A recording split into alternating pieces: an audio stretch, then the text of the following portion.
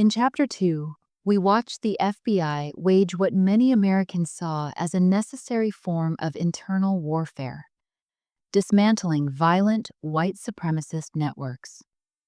Looking back through the lens of history, it's easy to cheer for that outcome. It feels like the good guys winning, even if they had to break the rules to do it. But the problem with breaking the rules is this: once they're broken, they don't get fixed. The tool you sharpen for one threat doesn't vanish when that threat fades. It gets repurposed. It finds another target, another administration, another definition of enemy. By the end of 1967, that apparatus pivoted toward a different priority. Not framed as politics, but processed as procedure. It wasn't called a war on civil rights. It wasn't called a war on the First Amendment. It was given a bureaucratic label designed to alarm the public and justify the unjustifiable. It was classified as COINTELPRO, Black Nationalist Hate Groups. Now, Fairshake requires precision. If you read that label today, you might assume it was narrowly aimed at violence. It wasn't. It was a dragnet. The category stretched wide enough to pull Nobel Peace Prize winners into the same folder as armed militants. It turned demands for human rights into a national security problem. Yes, there was real violence in that era, but this program didn't exist to stop violence. It existed to stop coordination from becoming power. Tonight, we open the file on one of the Bureau's most aggressive campaigns, a campaign that culminated in a pre-dawn raid, shots fired at close range, and allegations of execution-style killing. This is Chapter 3, The Threat of Peace. To understand why this happened, you have to understand 1968, not as a date on a calendar, but as an atmosphere. Vietnam was on television every night. Body counts, draft numbers, protests. College campuses that didn't feel like campuses anymore. In many cities, the relationship between residents and police was already brittle. And that year didn't give the country time to recover between shocks. Inside Washington, that pressure produced a specific kind of thinking. Not, how do we fix what's broken, but how do we control what's breaking? Because when institutions feel threatened, their reflex is not reform, it's containment. And in a pressure cooker year, organization looks like power. On March 4, 1968, a secret dispatch went out to FBI field offices across the country, expanding the program and spelling out its long-range goals. To see the logic of the program, you have to ignore the press conferences and read the private orders. Strip away the varnish, and the priorities come into focus. Not crime, influence, momentum, coordination. One directive stood above all others: prevent the rise of a messiah who could unify and electrify the militant Black nationalist movement. A messiah. That's religious language, not law enforcement language. Then came the names: Malcolm X, Martin Luther King Jr., Stokely Carmichael, Elijah Muhammad. Years later, one field agent said a chill went through him, not because of the names, but because he realized the Bureau had stopped chasing crimes and started targeting influence. And within that internal pivot, the figure with the widest reach was Martin Luther King Jr. Hoover didn't simply want to watch King. He wanted to cripple King's ability to reshape public opinion. Here's how the program worked in practice. A memo didn't have to say, hurt people. It didn't have to order harm directly. It defined success as disruption. It set incentives. It told field offices what success looked like. Fracture them, isolate them, discredit them, turn allies into liabilities. Then came the methods: surveillance, wiretaps, informants, anonymous letters designed to fracture trust from the inside. But it didn't stay limited to listening in. It became administrative leverage, the use of institutions, employers, landlords, licensing, reputations. The quiet levers that can shrink a person's life without a courtroom ever being involved. It's the kind of pressure that doesn't make headlines. It just quietly makes your life smaller. Sometimes it was social, a whisper campaign, a tip placed with a reporter, a rumor delivered to the one person your spouse would believe. Sometimes it was logistical, leverage through jobs and housing, the kind of strain that doesn't leave fingerprints, but changes how you're treated the next morning. The genius of it was deniability. Everything could be logged as intelligence. Everything could be framed as protective. Everything could be justified as preventive. And yet, the outcomes were real. The obsession with King didn't begin with that 1968 memo. The Bureau had already been hunting him for years. The most infamous example is the so-called suicide letter, a package sent to King in 1964 paired with a recording meant to humiliate him, accusing him of moral failure and calling him a fraud. The letter gave him 34 days, an implied deadline to step off the stage before they tried to destroy him publicly. 34 days, long enough for a rumor to travel everywhere, and short enough that you can't outrun it. King's advisors understood the message immediately. This wasn't a warning. It functioned like a countdown, designed to corner, isolate, and break him. For a minister, a husband, a father, that wasn't political. That was existential. In that era, scandal didn't just embarrass you. It could split your allies, dry up donations, and make supporters step back in public. One advisor later said the room simply quieted, not in shock, but because the letter confirmed what they had begun to suspect. Someone in Washington wanted him gone. And the Bureau's priority wasn't violence. King preached nonviolence.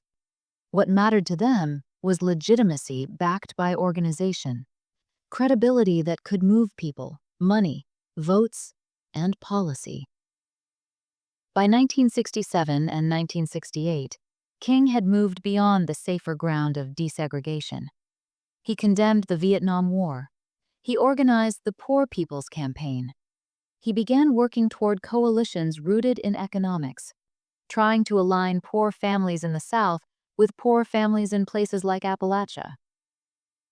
As long as movements stay separated, they can be managed. When movements start linking, when grievances start recognizing each other, you don't just get protest, you get realignment. That's the shift the Bureau treated as intolerable. On April 4, 1968, Martin Luther King Jr. was assassinated in Memphis.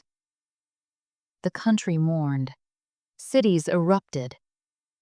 Inside the Bureau, the program did not pause. His death didn't end their calculations. It multiplied them. One charismatic leader could be monitored. A decentralized movement could not. So COINTELPRO widened its focus, from a campaign against a person to containment of momentum. It cast a broader net. Anti-war clergy, Catholic activists, students, draft resistors, campus organizers, anyone with the capacity to shift public opinion or policy. Agents infiltrated peace groups handing out leaflets at churches. They monitored Quakers distributing anti-draft pamphlets. They opened files on folk singers, writers, professors, and teenagers. One organizer for the anti-war student group Students for a Democratic Society, SDS, later joked the FBI listed him as a possible subversive with access to a guitar. It's funny until it isn't. Because what they did to these groups was disruptive. And what happened to organizers, especially those building fast-moving coalitions, could become far more immediate and sometimes lethal. If King was the moral force Washington struggled to contain, the Black Panther Party became the structure the Bureau treated as a national problem. The Panthers weren't pursued for a label. They were pursued for what they were building. Parallel systems, clinics, legal aid, community education, and the Free Breakfast for Children program. Not every chapter was disciplined. Not every member was defensible.